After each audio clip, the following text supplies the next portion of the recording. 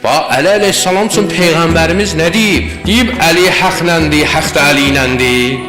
Deyib bu sözü. Dalıcan söz deyib ki, Əli harda olsa haqq oradadır.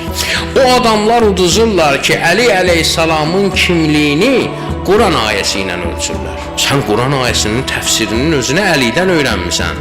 Sən Quran ayəsinin təfsirini hardan bilirsən ki, onu ilə Əli əleyhissalamı ölçəsən? Peyğəmbərimiz bir kəlmə ilə bütün dünyaya açıqlayır ki, sən ancaq Əli ilə Quranı təhlil eləyə bilərsən. Quranla Əlini təhlil eləyə bilməzsən. Əli haqla da haqq da Əli iləndir. Dayıcan deyir ki, Əli harda olsa haqq oradadır. Yəni Əli harda olsa haqq onun başına fırlanır.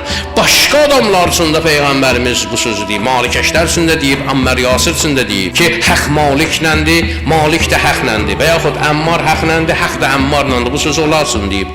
Amma onların arxasıca deməyib ki, onlar harda olsalar haqq oradadır. Onların arxasıca belə çıxır ki, haqq qardadısa onlar oradadılar. Yəni Əli harda oldu, bir ömür onlar orada oldular. Əli üçünsə başqa söz deyir.